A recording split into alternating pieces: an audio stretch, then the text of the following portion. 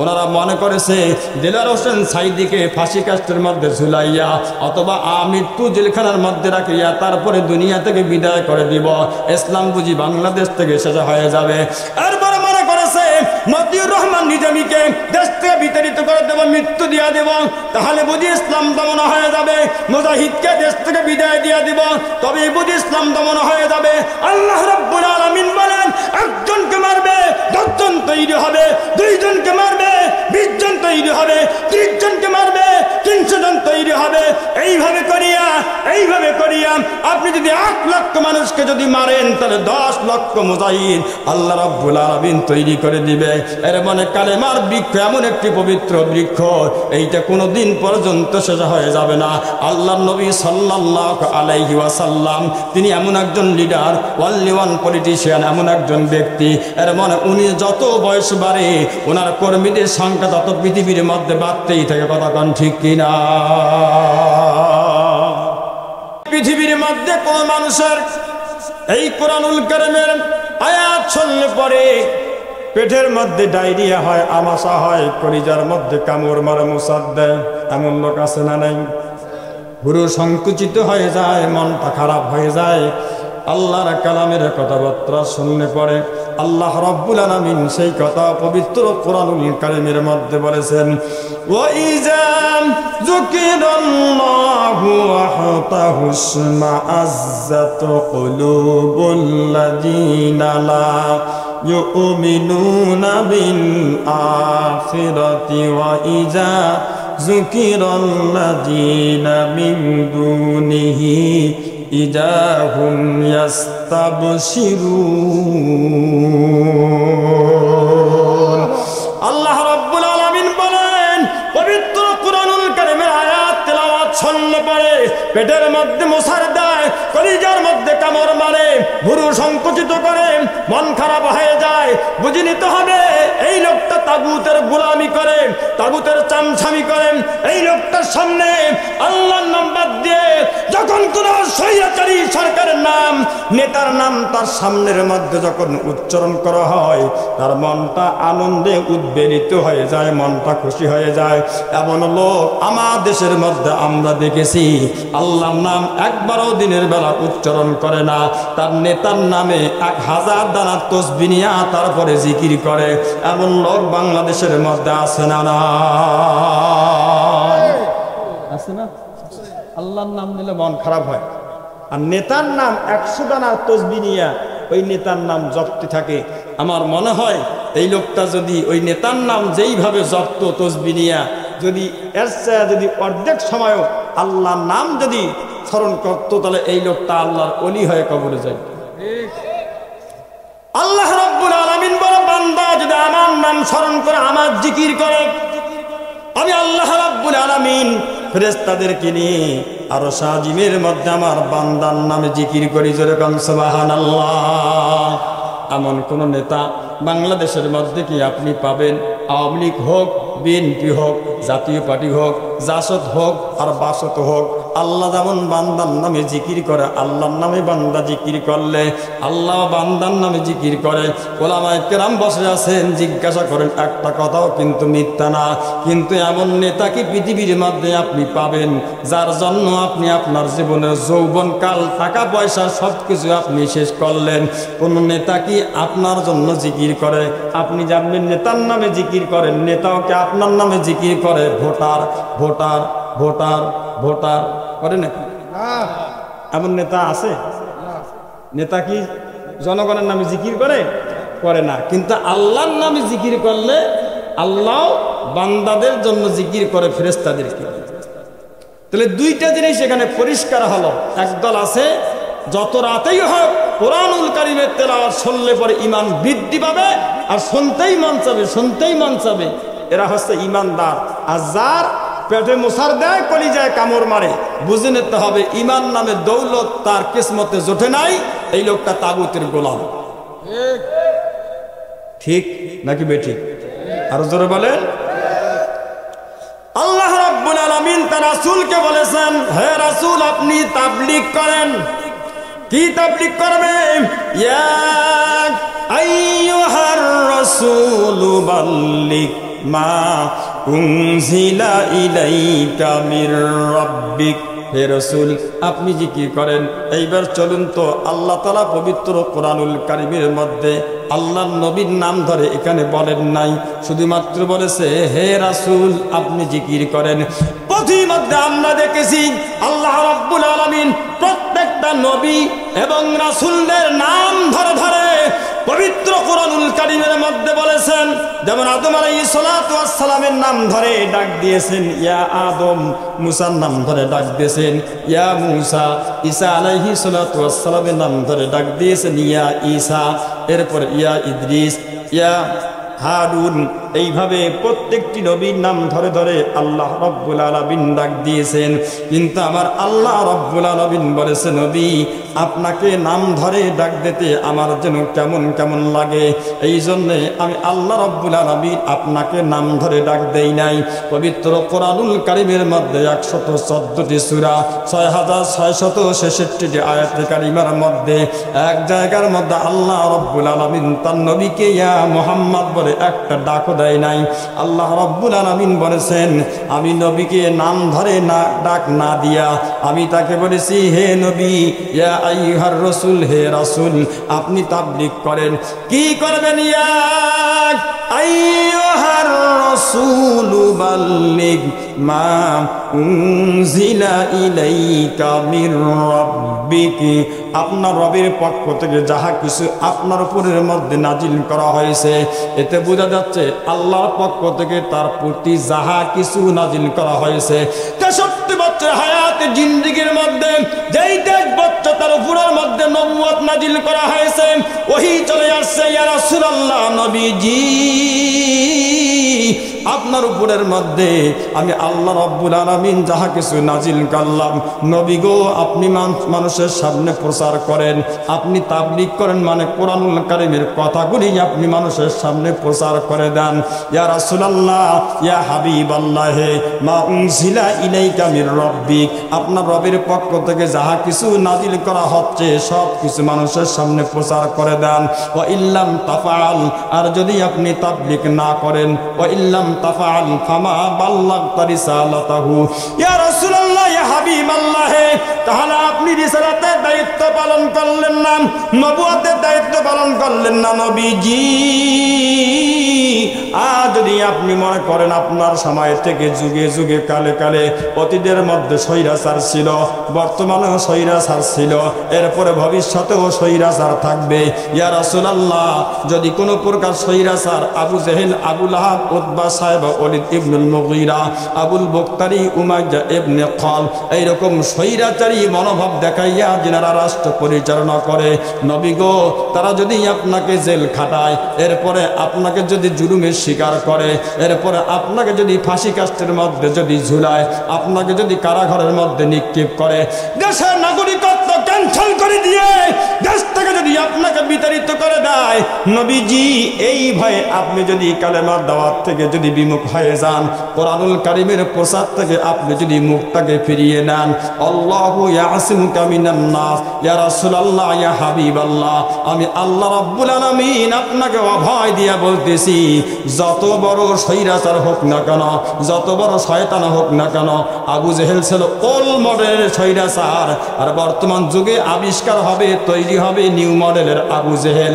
Old মডেলের হোক আর new মডেলের হোক না কেন কোন স্বৈরাচার পবিত্র কোরআনুল কারীম থেকে আপনাকে বিরত রাখতে পারবে না। আমি আল্লাহ রাব্বুল আলামিন স্বৈরাচারের হাত থেকে আমি আল্লাহ তাআলা আপনাকে হেফাজত করব। জোরে কোন সুবহানাল্লাহ। আস্তে সুবহানাল্লাহ কবেন, কেউ শুনতে পারে। হেফাজত করবে কে? বলেন বলেন, কে হেফাজত করবে? যেভাবে মুখ ঢাকছে মুখের আওয়াজ কোন দিয়ে বের হয়? আরো জোরে বলতে হবে, কে হেফাজত করবে? আরো জোরে বলেন, কে? আল্লাহ। মাইর যত বাড়বে, জুলুম যত বাড়বে, অত্যাচার যত হবে, কোরআনুল কারীমের প্রচার আকাশের নিচে জমিনের উপরের মধ্যে ততই বৃদ্ধি পাবে। প্রমাণ চান? প্রমাণ দেব? দেব প্রমাণ? না, আপনাদের আওয়াজে কয় না যে প্রমাণ লাগবে। বলবো? আমার আল্লাহ বলেছেন আবু বকরকে বলতেছে, আবু বকর চলো তাবলীগ করার জন্য যাই। আবু বকর দেখে বলে, ইয়া রাসূলুল্লাহ, ইয়া হাবিবাল্লাহ, আপনি তো তাবলীগ করতেই আছেন, এরপরেও আপনি তাবলীগ করার জন্য যান। নবী গো, আপনার কি মনে নাই তাবলীগ করতে গিয়া শিয়াবে আবু তালেবের ভিতরের মধ্যে 3 থেকে 3.5 বছর পর্যন্ত আপনি জেলখানার মধ্যে ছিলেন। ও নবী, ওই যুগের মধ্যে আপনি যে জেলখানার মধ্যে ছিলেন, ওই যুগের জেলখানাগুলোর মধ্যে কোনো খাদ্য খাবারের বন্দোবস্ত ছিল না। এরপরে বর্তমান জেলখানার মধ্যে খাদ্য খাবারের বন্দোবস্ত আছে, সেখানে খাতা এবং কম্বল ল্যাপটপের বন্দোবস্ত আছে। কিন্তু নবী যেই জেলখানার মধ্যে ছিল, ওই জেলখানার মধ্যে কাফের মুশরিক বেঈমানরা নবীর সঙ্গে সকল প্রকার সম্পর্ক নষ্ট করে দিয়েছে, আত্মীয়দের সঙ্গে সম্পর্ক নষ্ট করে দিয়েছে। সেই সময়ের মধ্যে খাদিজাতুল কুবরা ছিলেন গোটা আরব জাহানের মধ্যে দ্বিতীয় ধনী, তিনিও জেলখানার ভিতরের মধ্যে ছিল। খাদ্য যখন সব কিছু শেষ হয়ে গেছে, গাছের ছাল বাকুল খেয়ে, তারপরে বকরির লাদার মতো তেনারা পায়খানা করেছেন। যখন সব শেষ হয়ে গেছে, মরা মানুষের হাড্ডি পর্যন্ত চিবিয়ে চিবিয়ে জীবিকা নির্বাহ করার জন্য চেষ্টা করা হয়েছে। এবার বলুন তো দেখি, ওই সময়ের জেলখানাগুলো ভালো ছিল নাকি বর্তমান সময়ের জেলখানাগুলো ভালো? বর্তমান সময়ের জেলখানাগুলো ভালো। ইয়া রাসূলুল্লাহ, এরপরে আবু জাহেলের 14 গোষ্ঠী সহ আপনি যখন নামাজ পড়ার জন্য খানায় কাবা চত্বরের মধ্যে চলে গিয়েছেন, নবী গো, উটের নারী ভুঁড়িগুলো আপনার মাথার উপরের মধ্যে চাপিয়ে দিয়েছে। ইয়া রাসূলুল্লাহ, তারপরেও কি আপনি তাবলীগ করার জন্য যাবেন? নবী আমার ডেকে বলে, আবু বকর রে, ইসলামের উপরের মধ্যে নির্যাতন যত বাড়বে, ইসলামের গতি তত বৃদ্ধি পাবে। জোরে বলুন সুবহানাল্লাহ। আল্লাহ রাব্বুল আলামিন বলেছেন, আলাম তারা কাইফা দারাবাল্লাহু মাসালান কালিমাতান তয়্যিবাতান কাশাজারাতিন তয়্যিবাতিন আসলুহা সাবিতুন ওয়া ফারউহা ফিস সামা।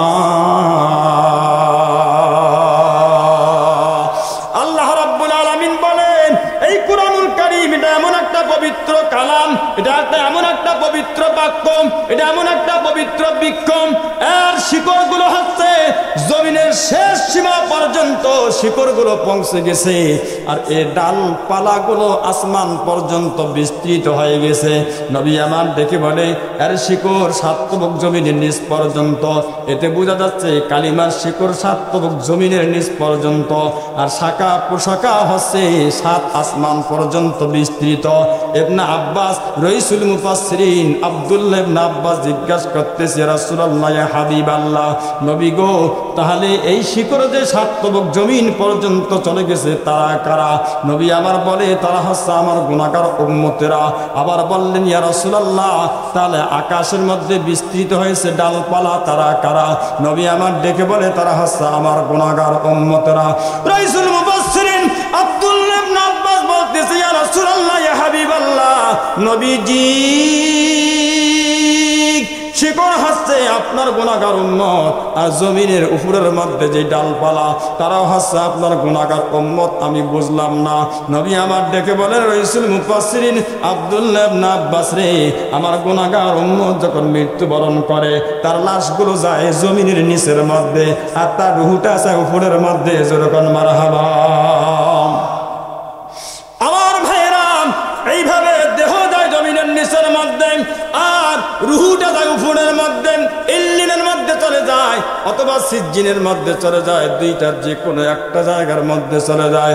নবী আমার ডেকে বলে, মনে রাখবে, এইটাকে দমন করার জন্য চেষ্টা করবে যারা, মৃত্যু হবে তাদের কিন্তু ঠেকাইতে পারবে না। তারা কেমনে করে ঠেকাইতে পারবে না?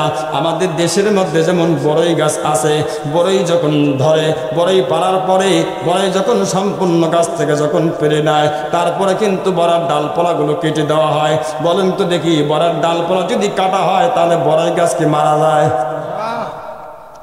আম গাছের মধ্যে যদি আম ধরে, আম ধরার পরে 10টা ডাল আছে, তার মধ্যে থেকে যদি 3টা ডাল কেটে দেয়, তাহলে কি আম গাছটা মারা যায়? আম গাছটা মারা যায় না। কাঁঠাল গাছের মধ্যে কাঁঠালের ডাল আছে 10টা, তার মধ্য থেকে যদি 3টা কেটে দেওয়া হয় তাহলে কি 10টার থেকে 3টা কাটলে কি কাঁঠাল গাছটা মারা যাবে? কয় না, কাঁঠাল গাছটা মারা যাবে না, বরঞ্চ বড় গাছের ডাল যদি সম্পূর্ণ আপনি কেটে দেন, এই বছরের মধ্যে ফলন যা হয়েছিল আগামী বছরের মধ্যে তার চেয়ে বাম্পার ফলন হবে। কথা বলেন ঠিক কিনা? এই জন্যে মনে রাখবেন, রসুন আর পেঁয়াজ যেমন জমিনের মধ্যে লাগান, পেঁয়াজ এমন একটা ফসল, আপনি যদি উপরের মধ্যে এইভাবে পাতাগুলো যদি কেটে নেন তাহলে দেখবেন নিচ থেকে আবার পেঁয়াজ তৈরি হয়েছে। আমার ভাইরা, এই জন্য মনে রাখবেন, আপনি যতইগুলো আলেম ওলামার উপরের মধ্যে নির্যাতন করার জন্য চেষ্টা করেন না কেন, ওনারা মনে করেছে দেলার হোসেন সাইদিকে ফাঁসি কাস্টের মধ্যে ঝুলাইয়া অথবা মৃত্যু জেলখানার মধ্যে রাখিয়া তারপরে দুনিয়া থেকে বিদায় করে দিব, ইসলাম বুঝি বাংলাদেশ থেকে শেষ হয়ে যাবে। এরপরে মনে করেছে মতিউর রহমান নিজামীকে দেশ থেকে বিতাড়িত করে দেব, মৃত্যু দিয়া দেব, তাহলে বুঝি ইসলাম দমন হয়ে যাবে। মুজাহিদকে দেশ থেকে বিদায় দিয়া দিব, তবে বুঝি ইসলাম দমন হয়ে যাবে। আল্লাহ রাব্বুল আলামিন বলেন, একজনকে মারবে 10 জন তৈরি হবে, 2 জনকে মারবে 20 জন তৈরি হবে, 30 জনকে মারবে 300 জন তৈরি হবে। এইভাবে করিয়া আপনি যদি 1 লক্ষ মানুষকে যদি মারেন তাহলে 10 লক্ষ মুজাহিদ আল্লাহ রাব্বুল আলামিন তৈরি করে দিবে। এর মানে কালেমার বৃক্ষ এমন একটি পবিত্র বৃক্ষ, এইটা কোনোদিন পর্যন্ত শেষ হয়ে যাবে না। আল্লাহর নবী সাল্লাল্লাহু আলাইহি ওয়াসাল্লাম তিনি এমন একজন লিডার, ওনলি ওয়ান পলিটিশিয়ান, এমন একজন ব্যক্তি, এর মানে উনি যত বয়স বাড়ে ওনার কর্মীদের সংখ্যা তত পৃথিবীর মধ্যে বাড়তেই থাকে। কথা কোন ঠিক কিনা? কথা বুঝছেন নাকি বুঝেন নাই? তাহলে এটাকে চিল্লা ফাল্লা করিয়া দাঙ্গা হাঙ্গামা মামলা মোকদ্দমা জেল জুলুম দেশের নাগরিকত্ব ক্যান্সেল করে দিয়ে দেশ থেকে বিতাড়িত করে দেওয়ার পরেও এটাকে দমন করা যাবে, বরং আরো কি বাড়বে। আল্লাহর নবী সাল্লাল্লাহু আলাইহি ওয়াসাল্লাম বলতেছেন, আবু বকর চলো দাওয়াত দেওয়ার জন্য চলে যাই। হুজুর কোথায় যাবেন দাওয়াত দেওয়ার জন্য? বলল যে আবু জাহেলের কাছে যাব। সর্বপ্রথম আবু জাহেলের কাছে কালেমার দাওয়াত দেওয়ার জন্য চলে যাবে। আবু জাহেলের কাছে কালেমার দাওয়াত নিয়ে যাবে। আবু বকর জিজ্ঞাসা করতেছে, রাসূলুল্লাহ, ইয়া হাবিবাল্লাহ, নবী গো, আপনি যে আবু জাহেলের কাছে কালেমার দাওয়াত নিয়ে চলে যাবেন, আপনি তো জানেন আবু জাহেল একটা পাক্কা বাটপার, এই সিটারের কাছে বাটপারের কাছে আপনি দাওয়াত নিয়ে যাবেন, বরং আরো অসংখ্য তার কর্মী বাহিনী আছে, চলেন না তাদের কাছে কালেমার দাওয়াত নিয়ে চলে যাই। তিনি বলতেছে, না, আবু বকর হচ্ছে সবচেয়ে বড় লিডার, এই লিডারটার কাছে আগে কালেমার দাওয়াত নিয়ে চলে যাব। এবার তিনি বললেন, এইজন লিডারের কাছে যাব। লিডাররা যদি এই পৃথিবীর মধ্যে কালেমার দাওয়াত যদি গ্রহণ করে, লিডার যদি শুয়ে পড়ে, কর্মী বাহিনী লিডার যদি রুকুর মধ্যে যায়, তাহলে কর্মী বাহিনী জমিনের মধ্যে শুয়ে পড়বে। কথা কোন ঠিক কিনা? এই জন্য আগে নেতাদের কাছে দাওয়াত দিতে হবে। নেতা যদি রাজি হয়ে যায়, কর্মী বাহিনী আমরাই জমিনের মধ্যে শুয়ে পড়বেন। আল্লাহ রাব্বুল আলামিন এই জন্য আগে বড় বড় নেতাদের কালেমার দাওয়াত দেওয়ার জন্য বলেছে। রাসূল বলেছে, আবু বকর রে, চলো আমরা তার কাছে কালেমার দাওয়াত দেওয়ার জন্য চলে যাব।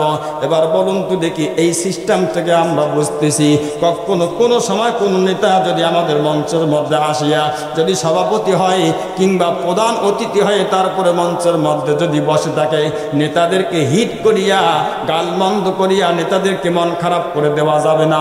বরং আপনি যদি কোনো রকম পবিত্র কোরআনুল কারীম দিয়া নেতার মগজটাকে যদি আপনি ধোলাই করতে পারেন, ওই নেতা যদি ইসলামের দিকে ঝুঁকে যায়, কর্মী বাহিনী ইসলামের মধ্যে শুয়ে পড়বে। জোরে কথা কোন ঠিক কিনা? এই জন্য আগে তাদেরকে কি করতে হবে? দাওয়াত দিতে হবে। তাদের মগজ ধোলাই যদি আপনি করতে পারেন, তাহলে উনি ইসলামের দিকে ধাবিত হলে ওনার কর্মীরা সবাই চলে আসবে। আল্লাহর নবী সাল্লাল্লাহু আলাইহি ওয়াসাল্লাম এইবার চলে গেলেন, আবু জাহেলের বাড়ির মধ্যে চলে যাবে কালিমা দাওয়াত দেওয়ার জন্য। আবু বকরকে বলতেছে, আবু বকর রে, এই কারণে 4টা কারণে তাবলীগ করতে হবে। এবার আপনারা বলুন তো দেখি, কয় কারণে তাবলীগ করতে হবে? আরো জোরে জোরে হলো না, জোরসে বলেন। আপনাদেরকে দিয়ে নির্বাচন হবে না, কয় কারণে তাবলীগ করতে হবে? চারটে কারণে তাবলীগ করতে হবে। তার মধ্যে এক নম্বর কারণ হচ্ছে এই পৃথিবীর মধ্যে যতগুলি গ্রন্থ আছে তার মধ্যে সবচেয়ে নির্ভেজাল গ্রন্থ, তার নামটা কি? আল কোরআন। এই কোরআন হচ্ছে নির্ভেজাল গ্রন্থ। পৃথিবীর মধ্যে যতগুলি গ্রন্থ আছে, যেহেতু কোরআন নির্ভেজাল গ্রন্থ, এই নির্ভেজাল গ্রন্থটাই পৃথিবীর মধ্যে প্রচার করতে হবে। দুনিয়ার মধ্যে যতগুলি লেখক আছেন, সব লেখক একখানা পুস্তক তৈরি করার পরে প্রথম পৃষ্ঠার মধ্যে লিখে দেয়, আমার এই বইখানা লিখতে গিয়ে যদি কোনো প্রকার ভুল ত্রুটি হয়ে থাকে, আর এইটা যদি কোনো পাঠকের মধ্যে যদি ধরা পড়ে, তাহলে আমাকে জানাইলেই আমি সেটাকে পরবর্তী সংস্কারে সংশোধন করিয়া দিব। আল্লাহ রাব্বুল আলামিন বলেছেন, এটা এমন একটা পবিত্র কোরআনুল কারীম, এইটার মধ্যে কোনো ভেজাল নাই। আল্লাহ বলেছেন এইটা আছে নির্ভেজাল গ্রন্থ, এতে কোনো সন্দেহ নাই, আর এটা মুত্তাকিনদের জন্য হিদায়াত।